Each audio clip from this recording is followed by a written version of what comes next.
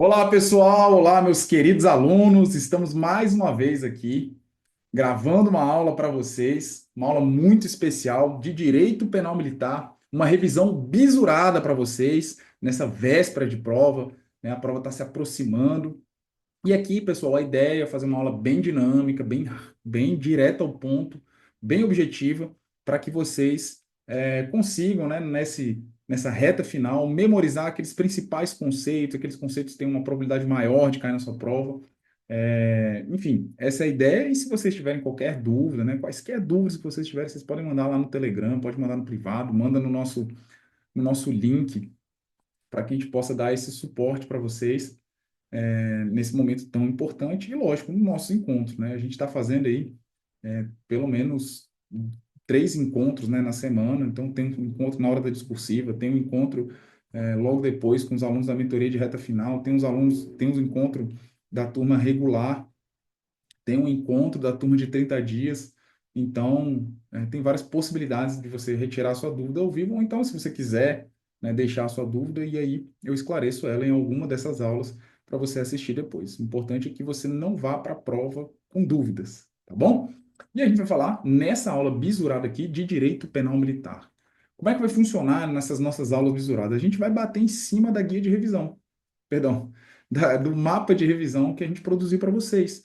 Então, em cima desse mapa de revisão, a gente vai batendo ponto a ponto, esclarecendo, certo? Então, vamos começar aqui com o nosso mapa de revisão de direito penal militar, que está aí na tela para vocês, beleza? Então, aqui eu recomendo aí alguns artigos de lei seca que são importantes que vocês leem, né? A gente sabe que grande parte da nossa prova é lei seca, tá? Na primeira parte aqui do nosso mapa de revisão, a gente vai falar de aplicação da lei penal militar, certo? A aplicação da lei penal militar no direito penal militar, ela não tem diferenciação em relação ao direito penal comum, ela segue a mesma base constitucional. A gente sabe que o Código Penal Militar, ele foi recepcionado pela Constituição Federal, porque ele foi promulgado, ele foi elaborado anteriormente à Constituição Federal de 88. Tanto é que, antes dessa mini-reforma de 2023, existiam alguns dispositivos no Código Penal Militar que não tinham sido recepcionados pela Constituição. A questão do criminoso habitual, do criminoso por tendência, a questão da menoridade, né? Havia possibilidade, né, no código, do menor de 18 anos responder por um crime militar. Hoje, né, já não existia, porque não tinha sido recepcionado pela Constituição, mas estava no texto do código, não é isso? E tudo isso foi suprimido, tá bom? Então, em relação à aplicação da lei penal militar, não tem diferenciação em relação ao direito penal comum nesse sentido, no respeito ao princípio da legalidade, que é a base civilizatória de todo o direito penal, certo? Eu só posso punir alguém penalmente, e isso vale também para o penal militar, se houver uma lei anterior que defina aquele comportamento como sendo um comportamento passível de ser punido como crime. Eu não posso criar uma lei para punir um ato que foi praticado anteriormente. Compreende isso? Então, essa é a lógica do princípio da anterioridade, e isso tem que vir por lei, certo? Em lei, no sentido estrito da palavra, uma lei aprovada pelo Poder Legislativo. E aqui você tem que observar o requisito formal e material, certo? Formal em que sentido? Essa lei, ela tem que ser emanada, ela tem que ser produzida, perfeito? De acordo com o processo legislativo, não pode ser, certo? Uma portaria, não pode ser um decreto, não pode ser uma medida provisória, senhores. Não pode legislar sobre crime militar, perfeito? E, além disso, ela tem que ser emanada pela União, tá? Então, a União é que legisla sobre o direito penal militar também. Só ela pode criar crimes militares, ok? A gente não trabalha, né, que eu trouxe aqui uma informação, a gente não trabalha com os bandos militares ou banhos, né, que seriam aquelas leis emanadas pelos próprios comandantes de forças armadas em países que estão em guerra, em países que estão em conflitos e poderiam, né, modificar essas leis em razão dessa circunstância. Não é isso, tá bom? O que ocorre? O que vigora no nossa legislação penal militar é sim o princípio da anterioridade e da legalidade estrita. perfeito? Nós também temos, né, a questão no artigo 2º, que fala do Instituto do Abolício Crimes, que é também uma hipótese de exclusão da punibilidade. Ou seja, se porventura for excluído um crime militar, ou seja, deixar de ser considerado crime, nesse caso, certo? Nesse caso, a lei vai retroagir, certo? Essa lei que revoga, ela vai retroagir e vai, em virtude disso, né, cessar os efeitos da sentença condenatória. Entretanto, né, mantenha-se aí os efeitos cíveis. Me causou aqui só uma situação desse material de vocês. Vamos dar uma olhadinha aqui na literalidade do artigo 2º do Código Penal Militar. Ele mudou a redação, tá, pessoal?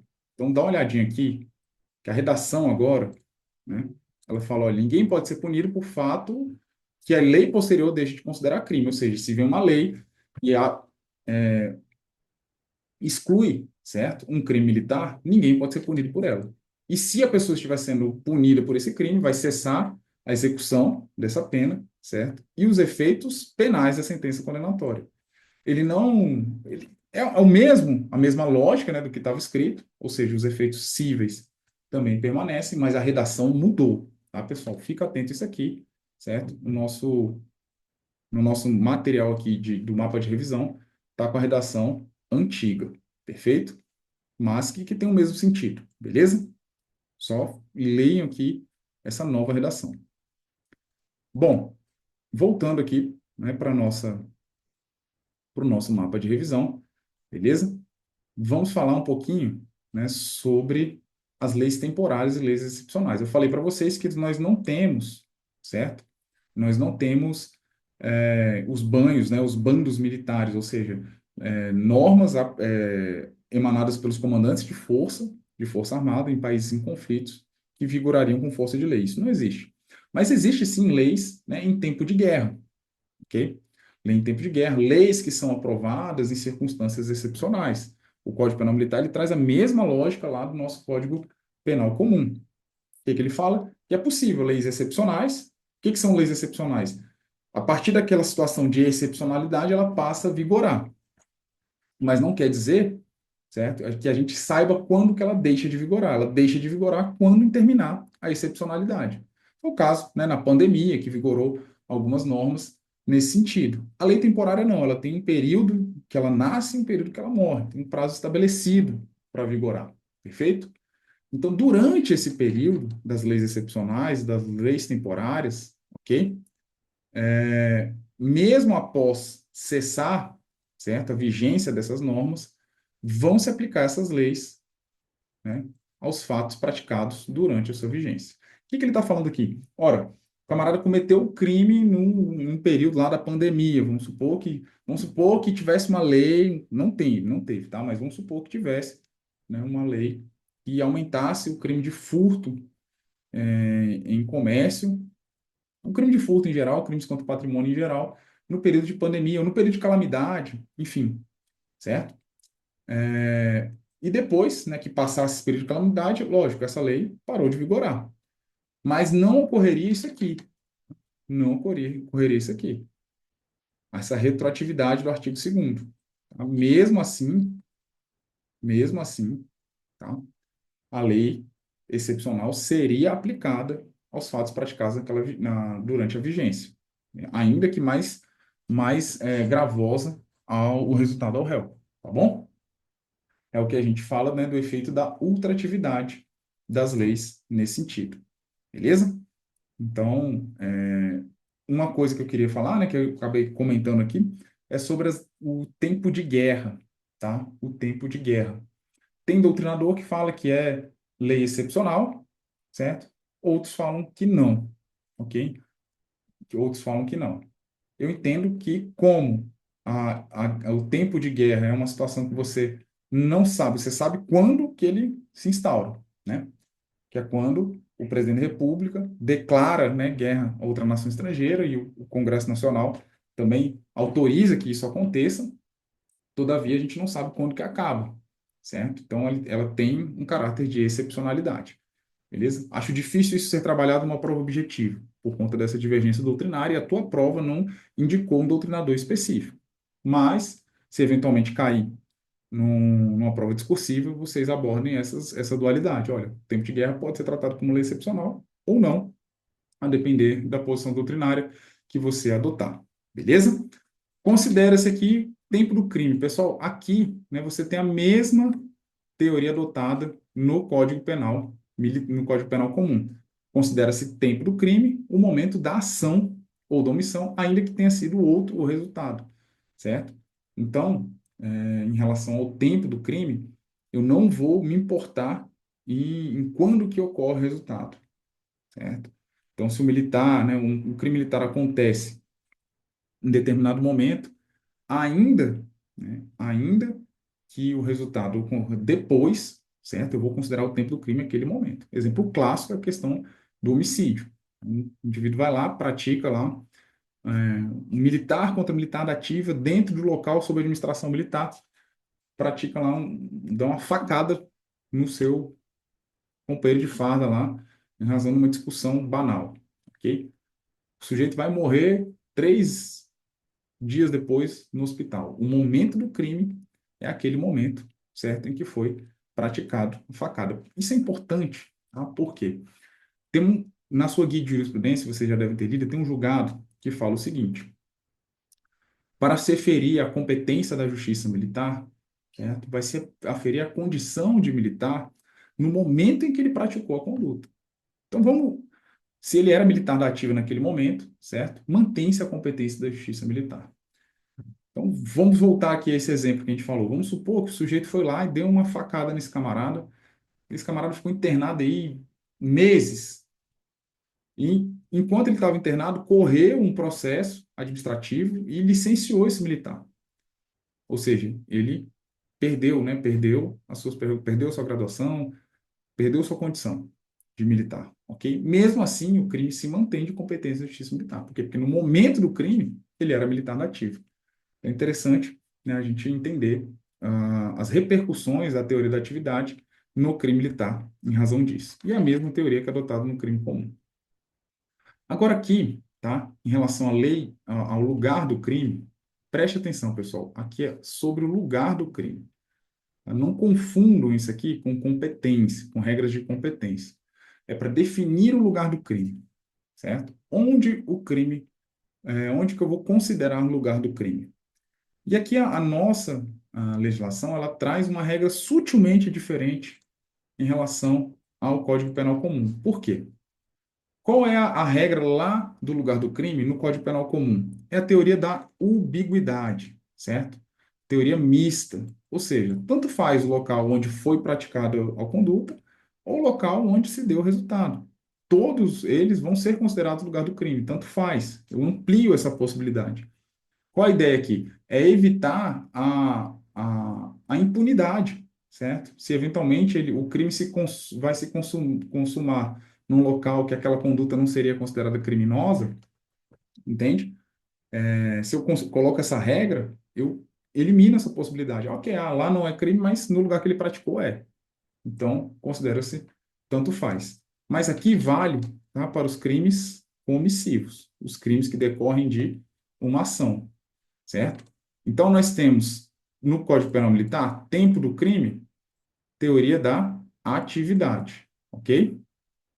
Lugar do crime, nós temos teoria da ambiguidade para o quê? Para os crimes omissivos, os crimes que decorrem de ação. Para os crimes omissivos, a teoria que eu adoto é a teoria da atividade. Então, a gente tem um talucão aqui, certo? Como um mnemônico para a gente decorar essas teorias que caem muito, tá, pessoal? Tenho certeza, cara, que vai ter ou uma questão, certo? Ou pelo menos uma alternativa de alguma questão que vai trabalhar com essas teorias. O CESP adora isso aí, ok? Então, fica ligado, quando o crime for comissivo, a teoria que adota é a teoria mista.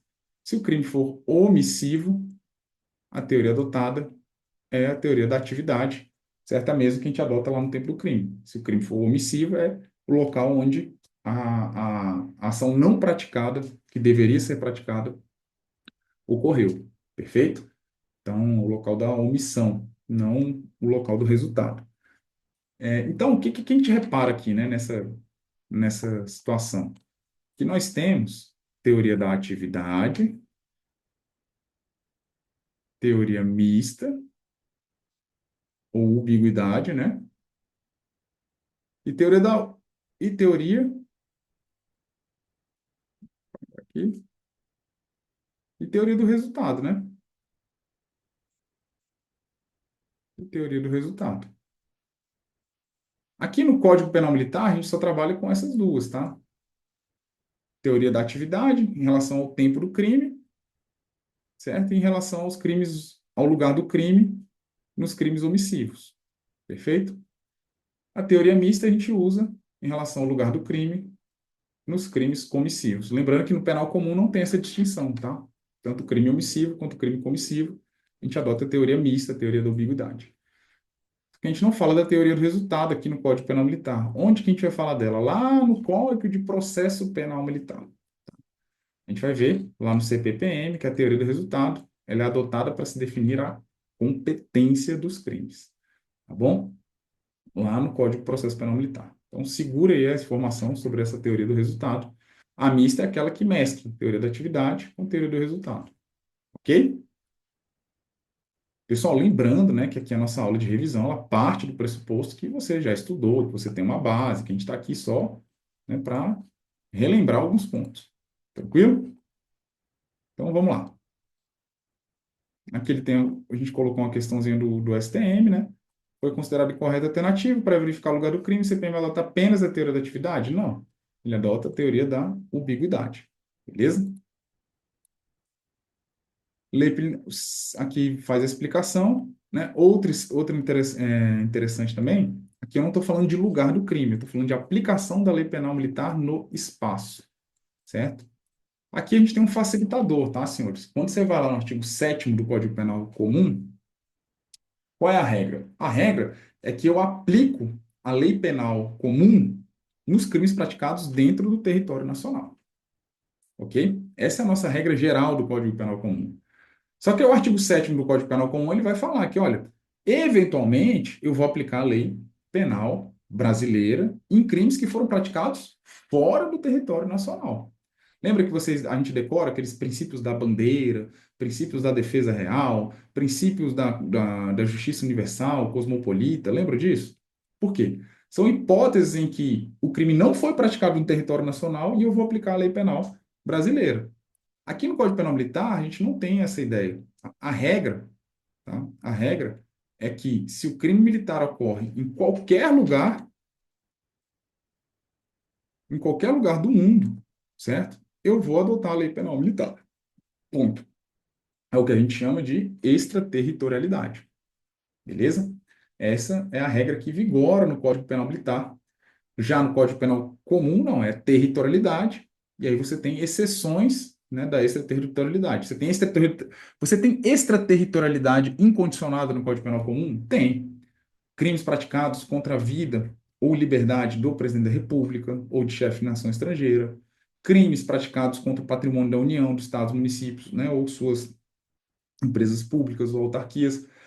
Então, você tem, né, hipóteses de crimes que foram praticados, ainda que fora do território nacional, que vai se aplicar a lei penal comum brasileira. E tem hipóteses também que são condicionadas, né? Hipóteses em que depende do agente entrar no território nacional, depende de também ser considerado crime lá no local que foi praticada a conduta, certo? Então, aqui no Código Penal Militar, você não tem esse rolê, velho, tá? Então, a regra que vigora é: o crime foi praticado. O crime é militar? Sim. Foi praticado aonde? Na Lua. Ok. Aplica-se a lei penal militar brasileira. Ponto. Beleza? Que vigora essa regra aqui. Bom, aqui a gente vai falar sobre um assunto muito importante, certo? Muito importante mesmo. Aqui é o conceito analítico de crime. Quando a gente vai estudar o crime, a gente tem o aspecto formal dele. O que é o aspecto formal? Quando alguém pergunta para a gente assim, ah, abandono de posto é crime? você fala, ah, é crime, né? Está lá no artigo 195 do Código Penal Militar, abandonar o posto, né? Sem autorização do superior hierárquico, crime. Conceito formal é esse. Está na lei? É crime. Ponto e acabou. Beleza? Você tem um aspecto material, que é o quê? É aquilo que, na percepção da sociedade geral, aquilo deveria ser tratado como crime. É uma conduta, né, que tem uma reprovabilidade muito grande e deveria ser tratado como crime. Então, eventualmente, né, por exemplo, se você perguntar talvez para um leigo e falar para ele assim, poxa, meu, um cara é militar, irmão, já tem uns 3 dias que ele não vai no serviço. Ele tá lascado, ele vai se enrolar. E aí muita gente vai falar, pô, esse cara aí vai ser preso, vai responder por um crime, né? Só que não é crime militar, né? Se ausentar para o serviço por 3 dias, não é crime militar. Ele vai responder disciplinarmente e tudo mais. Mas na percepção, né, da sociedade, olha, isso é uma conduta tão grave para o militar que deveria ser considerado crime, ok? Então, o aspecto material é isso, é sobre vamos dizer assim, a percepção da sociedade, né, de o quão intolerável é aquela conduta que ela deveria ser criminalizada. E às vezes coincide o formal com o material, às vezes sim. Muitas vezes sim, mas nem sempre. Né? Às vezes uma conduta, materialmente, né, a pessoa entende que deveria ser crime, mas formalmente ela não é. Ok?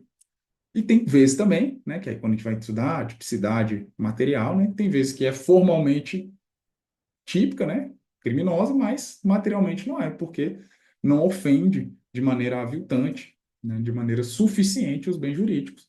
E por isso que surge a ideia do princípio da insignificância, que a gente vai falar mais para frente aqui no direito penal militar, tá bom? Já vamos falar logo, né, pessoal? Já vamos falar logo, que eu acabei lembrando. Então, no direito penal militar, nós não adotamos a ideia do princípio da insignificância. Ponto. É isso que você vai levar para a prova. Tá? Não se admite princípio da insignificância no direito penal militar. Anota isso, tá bom? Bom dessa aula é que você pode pausar, voltar, botar mais devagar, acelerar. Então, sobre o princípio da insignificância, é isso que nós temos que falar, é isso que você vai levar para a sua prova objetiva. Não se aplica o princípio da insignificância no direito penal militar. Ponto. Por quê? Porque o direito penal militar, ele não tutela bens jurídicos disponíveis somente. Ainda que eu esteja diante de um furto, certo? Ainda que eu esteja diante de uma injúria, enfim, todos os crimes militares, eles, ainda que de maneira reflexa, tá? Eles ofendem a hierarquia e disciplina, que são pilares dessas instituições militares. São os fundamentos dessas instituições. Então, não tem como você dizer que algo que ofende os pilares das instituições seja insignificante. Não faz sentido, certo? Então, essa é a lógica de não se adotar o princípio da insignificância nos crimes militares. Perfeito? Mas você tem hipótese, eu quero que você anote aí, tá? Você tem hipótese no artigo 240, que trata do furto, no 209, que trata da lesão corporal, no 265, que trata do dano simples, e outros crimes praticados sem violência ou grave ameaça contra o patrimônio, apropriação indébita também, em que, presta atenção, eu não estou falando que é princípio da insignificância, não é aquela construção jurisprudencial lá do STF, mas que o Código Penal Militar, nesses crimes, ele abre a possibilidade do juiz deixar de aplicar a pena quando o agente é primário, de bons antecedentes, certo? A lesão foi ínfima, no caso da lesão corporal, por exemplo, a lesão levíssima do parágrafo 6º, o juiz fala, não, o juiz pode deixar de aplicar a pena, mas vai tratar como infração disciplinar. Ele não sai completamente impune. Porque no princípio da insignificância, no direito penal comum, ele sai completamente impune. Vocês concordam comigo? O cara vai lá, furta uma pasta de dente, ok. Tá, o delegado aplica lá o princípio da insignificância, tá bom. Fica registrado, né? Só para fins dele não ter, usufruir desse benefício mais uma vez. Mas, né, ele não tem nenhuma obrigação cível de reparar o dano, nada disso. Aqui não. Aqui você tem a possibilidade, nesses crimes bem específicos, do juiz afastar a tipicidade penal, deixar de considerar crime, mas aplicar uma infração disciplinar, ok? Então, ele afasta, certo, a tipicidade formal, afasta a tipicidade formal e material, né? Em razão da tipicidade material não ser tão relevante, né? Ele afasta também a tipicidade formal do crime, mas trata como uma infração disciplinar, beleza? No dano, na lesão, no furto, na apropriação indébita, em crimes contra o patrimônio, sem violência ou grave ameaça, a gente vai observar essa questão, né, do juiz poder tratar como infração disciplinar. Isso tem caído bastante em prova, tá, pessoal? Então, fica ligado nesse ponto. Tudo isso, né, a gente falou do critério formal, do material, falando de tipicidade material aqui, mas para falar sobre esse outro conceito do crime, que é o conceito analítico do crime. O que é o conceito analítico do crime, pessoal? É o crime tratado de uma maneira científica, certo? Agora, pessoal, tá?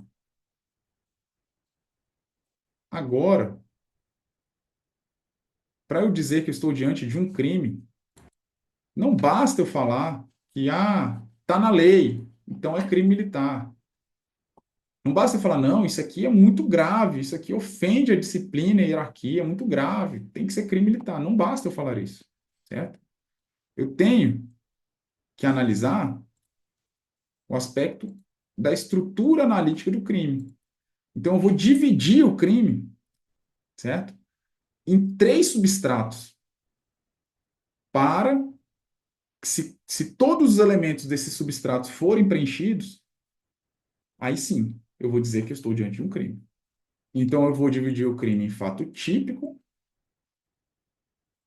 antijurídico ou ilícito, ok? E culpável. Agora, eu só vou dizer que foi se eu que eu estou diante de um crime, se eu estiver diante de um crime, de um fato típico, antijurídico e culpável. Perfeito? Esse é o conceito analítico do crime. E cada uma desses vetores aqui, eles têm alguns elementos. E para que eu esteja diante de um crime, todos esses elementos têm que ser preenchidos. Então vamos voltar lá naquele exemplo que eu falei para vocês, do nosso abandono de posto. Então, o que que tem no fato típico? Eu tenho tipicidade, eu tenho conduta,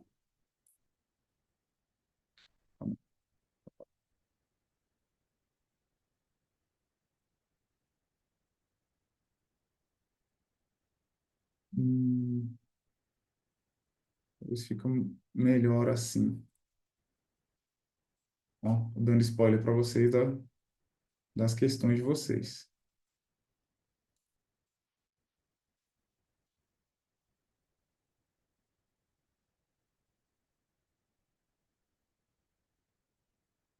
Vou apagar esses trem aqui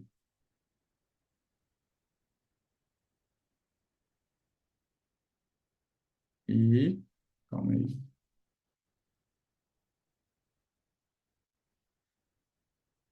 Vamos lá.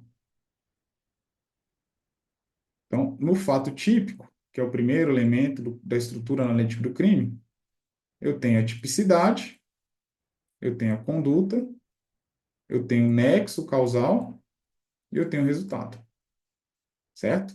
Para eu estar diante de um crime, eu tenho que preencher todos esses elementos, beleza?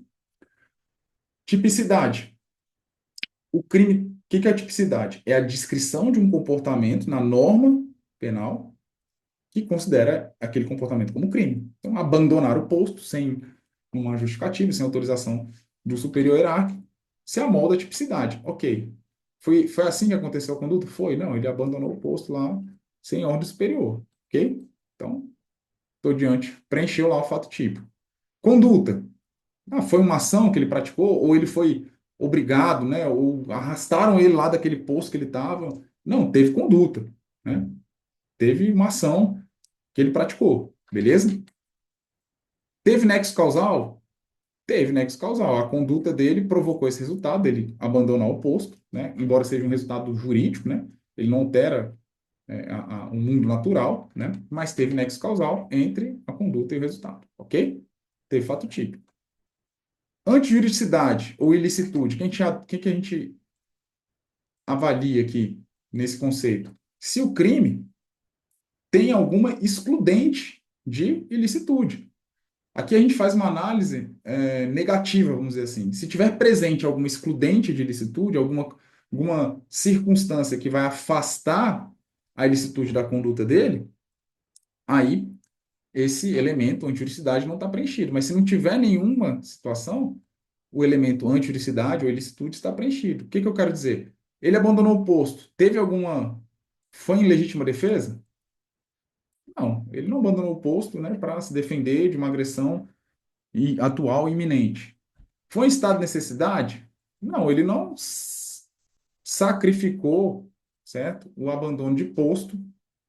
Ele não abandonou o posto para salvar alguém de um perigo atual, né, que ele não provocou, certo? Não foi nada disso. Ele não saiu, né, por conta de um incêndio, nada disso. Não foi, não tem estado de necessidade, né? Ele não violou um bem jurídico, né, afastou o dever militar de permanecer no posto para proteger um bem jurídico mais valioso. Não teve nada disso.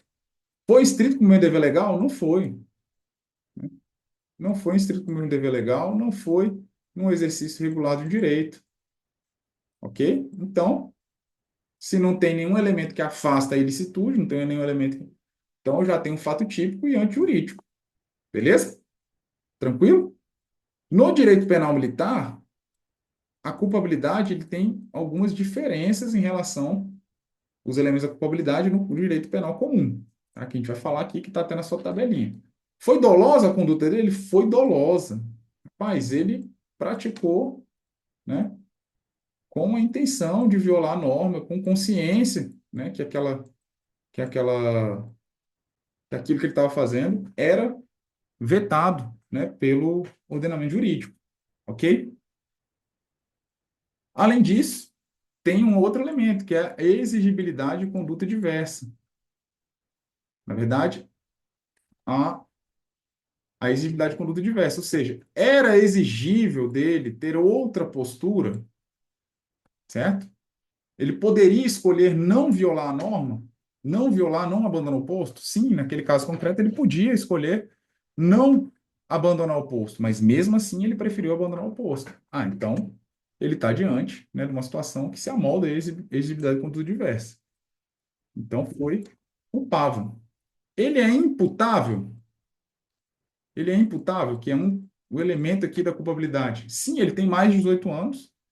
Agora vamos supor, tá? Vamos supor que ele estava completamente embriagado por uma circunstância acidental, beleza? Uma circunstância acidental. Naquele dia, ele estava tomando um remédio indicado pelo psiquiatra dele contra a ansiedade, e aquele remédio, se você misturasse com bebida alcoólica, certo? Ele ficava completamente desnorteado. E foi isso que ele fez no dia anterior. Ele bebeu tomando esse remédio, ele não sabia, ninguém avisou ele não tinha como saber, e por conta dessa circunstância acidental, involuntária, ele ficou completamente incapaz de compreender o caráter ilícito do fato. Ele estava muito doido. Opa, então ele não era completamente imputável, ele estava naquela circunstância, naquele momento, ele estava inimputável. Então, ainda que tenha preenchido todos os elementos da estrutura analítica do crime, se faltar um dos elementos, faltou dolo, faltou dolo culpa, faltou exigibilidade, se faltar um dos elementos, eu não tenho crime militar. Então, quando eu falo que eu estou analisando o crime pelo ponto de vista analítico, eu tenho que analisar toda a estrutura do crime, certo? Eu tenho que analisar toda a estrutura do crime militar. Porque se faltar um dos elementos, eu não tenho crime. Perfeito? Então, agora vamos supor, não, ele não estava todas condições normais, beleza. Era imputável, aí sim, aí eu posso falar com segurança que eu estou diante de um crime. Beleza? Essa é aqui a ideia, né, do nosso estudo analítico do crime. Então, no direito penal comum, você também tem uma teoria tripartite, você também trata o crime com esses três elementos, ok? Dolo e culpa, no direito penal militar, estão dentro da culpabilidade. É só você dar uma olhada no artigo 33 lá, quando ele vai. O título é da culpabilidade. Tá bom? O que isso implica, pessoal? É que o dolo e culpa, no direito penal comum, eles são elementos do fato típico, certo? Dolo e culpa são elementos psicológicos. Então, e no direito penal comum, o dolo, ele é só consciência e vontade. Só consciência e vontade de praticar uma ação. No penal militar, ele não é só consciência e vontade, ele é consciência, vontade e consciência atual da ilicitude, certo? Ele, além disso, a gente tem um elemento normativo. O que é um elemento normativo? É um elemento que demanda um juízo de valor. Eu tenho que analisar o caso concreto para verificar. Então, além dele ter consciência e vontade de praticar a ação, ele também tem que ter a noção de que aquilo que ele tá fazendo é ilícito, certo? O dolo no direito penal militar, então, ele é normativo. Quando eu falo que é normativo, senhores, é que ele não é puramente psicológico. Ele tem algum elemento, certo? Que eu demando fazer juízo de valor. Quando eu falo que lá no direito penal comum a culpabilidade só tem elementos normativos, é porque todos os elementos lá eu tenho que fazer um juízo de valor, tenho que fazer uma análise de um caso concreto para verificar se realmente ele é imputável, se existe, né, alguma causa, alguma hipótese de inexigibilidade de conduta diversa, certo? Tudo aqui, né, tem elemento normativo. Na culpabilidade não tem elementos psicológicos lá no direito penal comum.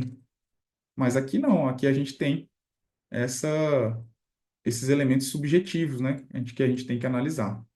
Beleza? Tranquilo? Então, essa é a diferença principal do direito penal militar com o direito penal comum, em relação à estrutura analítica do crime. O dolo e a culpa no direito penal militar, eles estão concentrados, né, no, é, como elementos da culpabilidade. É verdade, pessoal, que na prática, assim, né, nos julgamentos, né, das auditorias militares e tudo mais, eles não adotam, né, essa teoria ferro e fogo. Mas para a prova isso é importante, tá, cara? Você tem que saber dessa diferença aí para uma prova, ainda mais uma prova objetiva. Beleza? Então, em relação à culpabilidade no direito penal militar, a gente diz que a gente adota a teoria o quê? Psicológica normativa. Eu tenho elementos psicológicos, subjetivos, e também elementos normativos. Já no Código Penal Comum é a teoria normativa pura da culpabilidade. Por quê? Porque a culpabilidade só tem elementos normativos. Beleza? Vamos falar agora do estudo da tentativa, né? Também tem uma diferença do Código Penal Comum, tá? Uma coisa que eu quero chamar a atenção de vocês é que, assim, eu já vi uma questão, né, trabalhando isso aqui.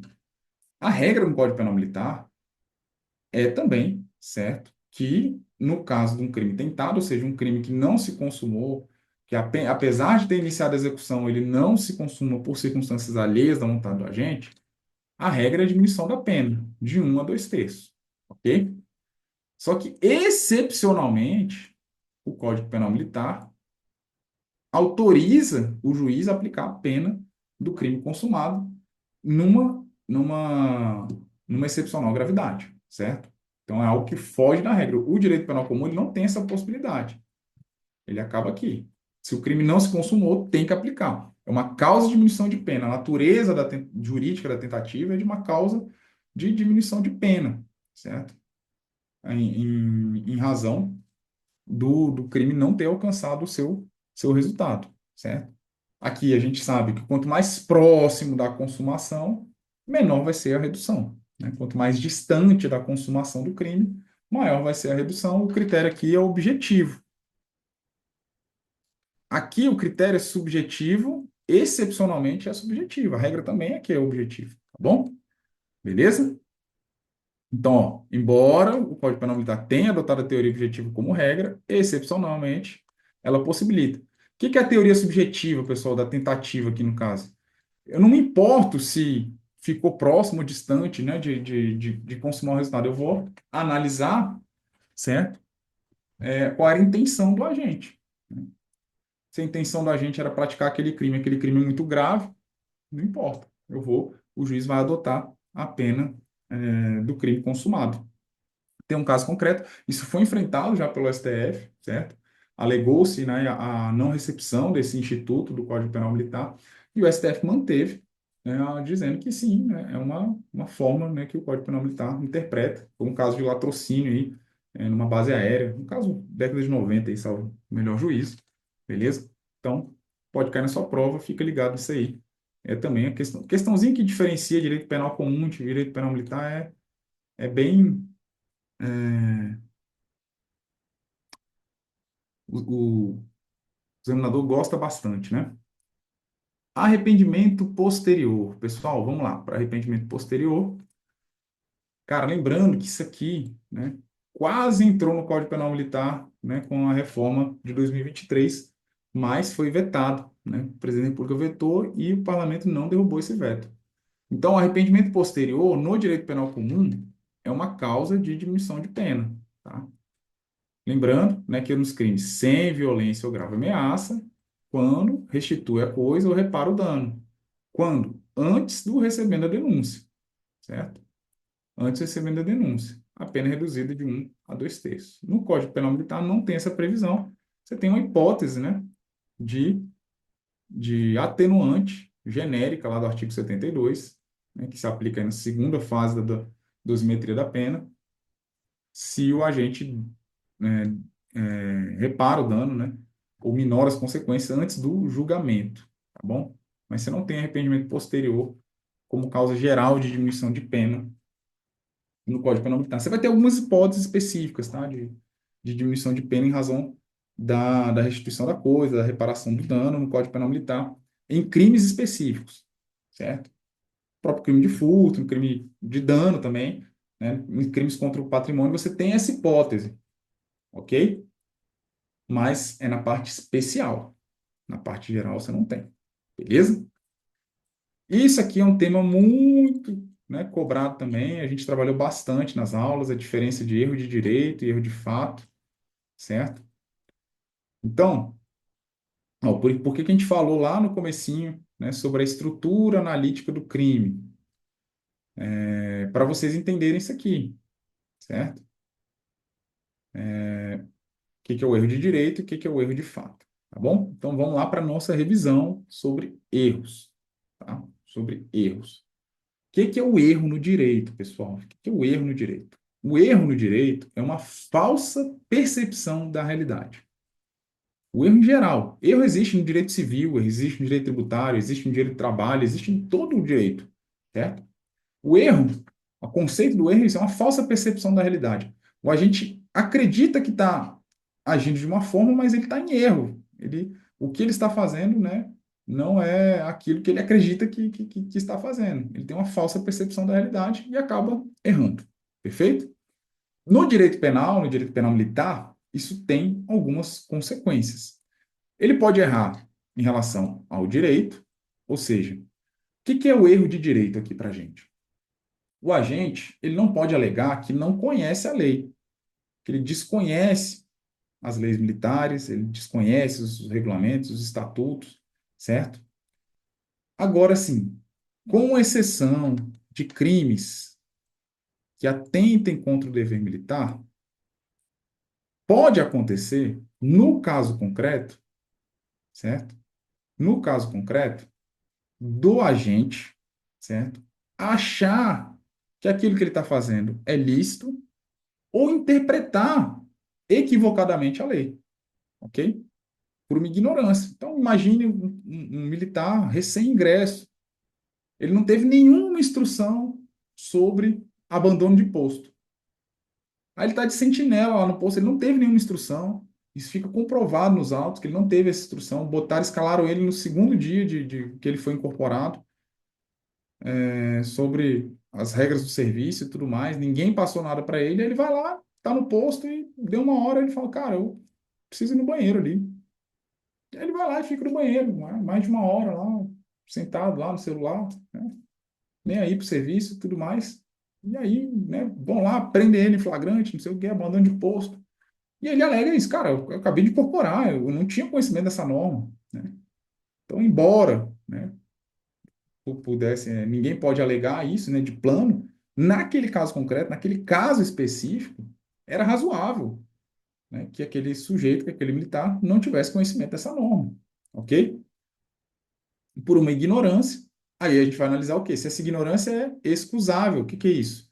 Inevitável, perdoável. O que que é uma escusa? Uma desculpa? Não, é desculpável, faz parte. Então, nesse caso aqui, realmente, não cabe, né? Só que qual é a consequência disso?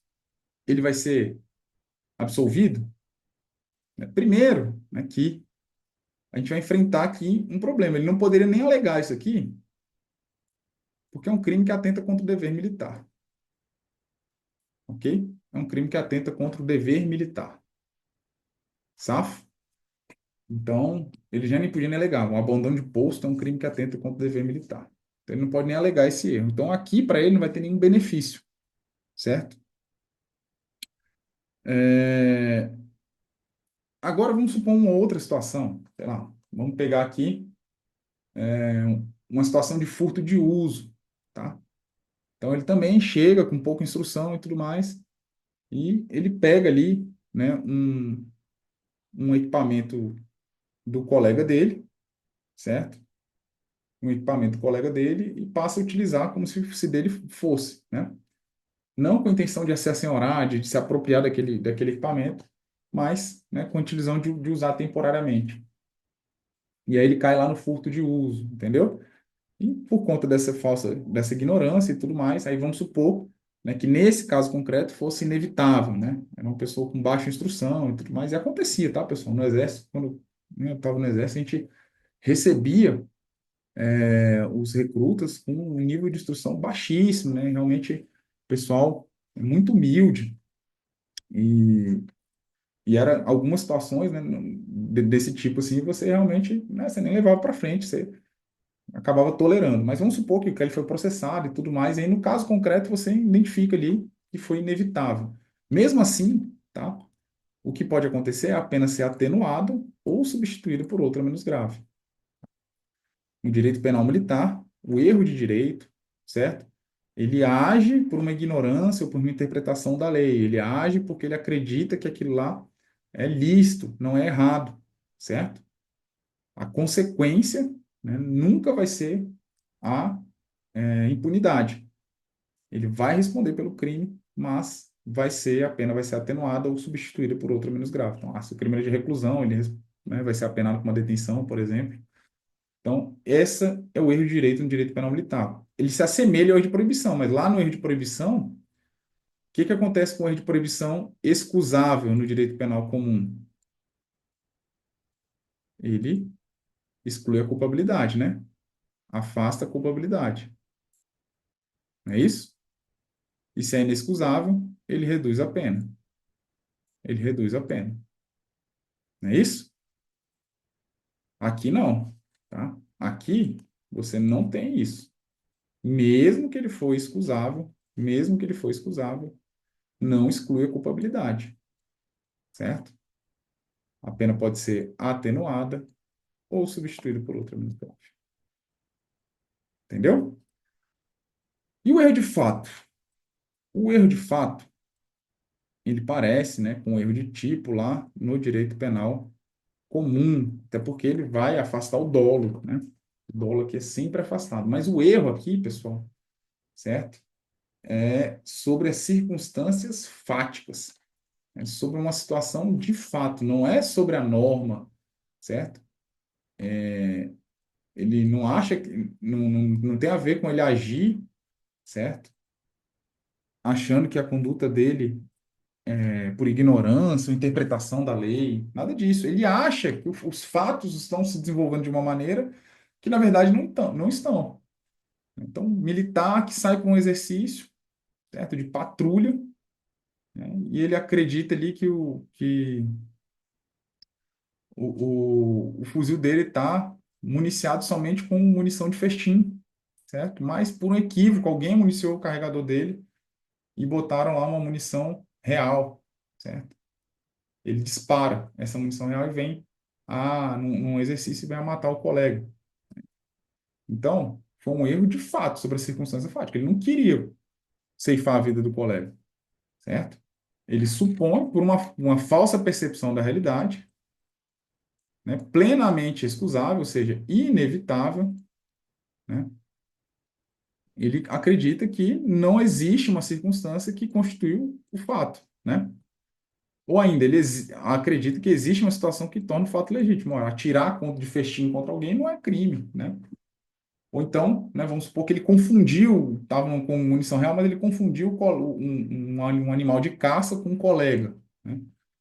Então, ele errou, né, sobre isso aqui. A inexistência da circunstância de fato que constituiu. Ele errou sobre a circunstância matar alguém, né? Ele acreditou que estava matando um animal de caça. Beleza? E aí a gente vai analisar. Se for plenamente excusável, isenta a pena, porque afasta o dolo e a culpa, né? Afasta o dolo e a culpa. E aí sim, no erro de fato, você tem uma hipótese, quando plenamente excusável, de afastar a culpabilidade, dele ser isento de pena. Perfeito? Mas, se o erro deriva de culpa, se o erro deriva de culpa, ou seja, não foi plenamente excusável, foi inexcusável, foi evitável. Poxa, ele podia ter sido mais diligente, ele podia ter conferido o carregador antes de colocar as munições, ele poderia ter, né, esperado um pouco mais para verificar que era um animal, que era um colega, não era um animal, certo? Aí ele responde como crime culposo. Perfeito? Tá, se o erro for provocado por terceiro, não, foi um terceiro que colocou uma munição real no carregador do cara. Aí quem responde é o terceiro, beleza? A título de dolo ou culpa. Tranquilo, pessoal? Aqui sim, parece com erro de tipo, porque o erro de tipo, pessoal, ele sempre exclui o dolo, tá? Ele sempre exclui o dolo. No erro de tipo, lá no penal comum, ele erra o quê? Sobre as elementares do tipo, né?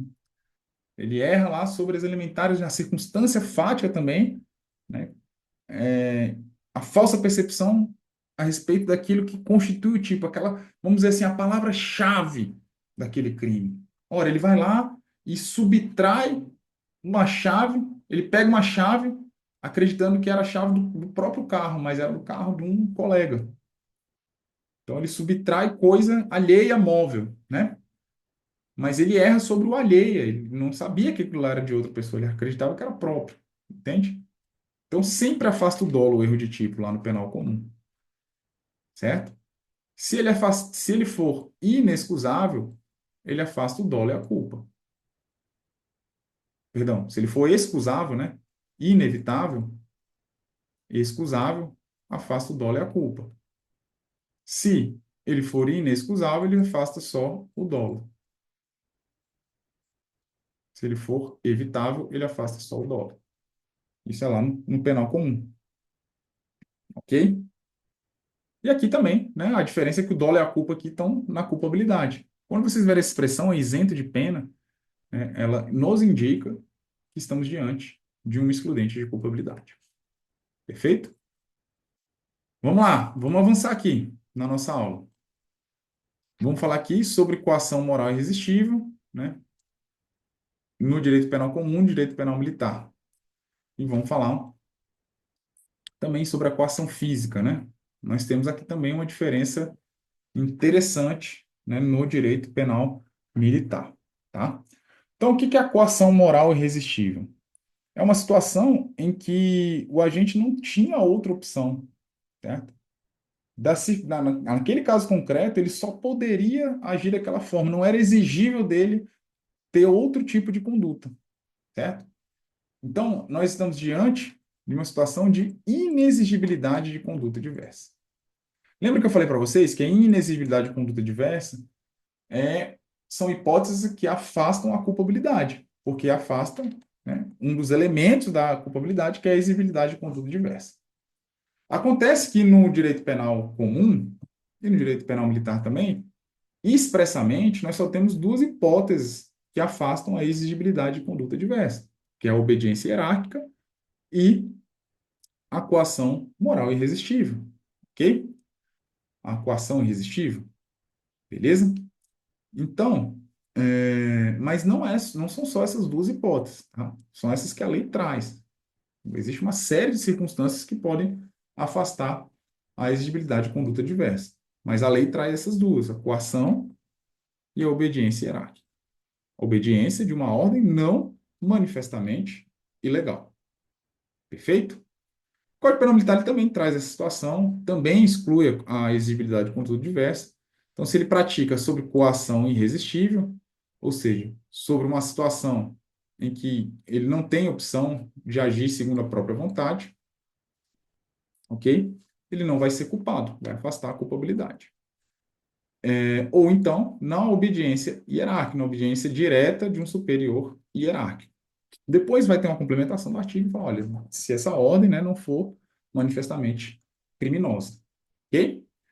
Só que o Código Penal Militar ele traz um detalhe. Nos crimes que envolvem violação do dever militar, né, não tem como alegar coação moral irresistível, só a física, só a material. Ele fala que se não a material, tá? Então, nos crimes que envolvem violação do dever militar, anota isso, cara. Crimes que envolvam violação do dever militar, não se alega coação moral irresistível, somente a coação física ou material.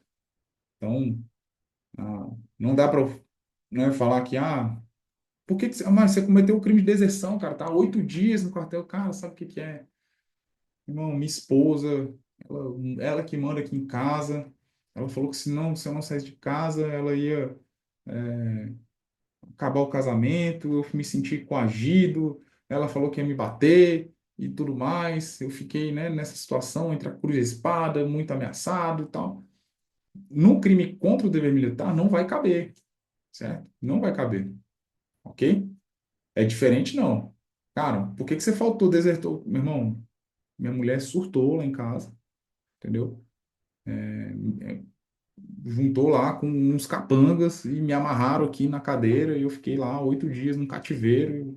Aí não, aí você está sob uma coação física, né? Você não tem como agir, entende? Aí sim você pode alegar.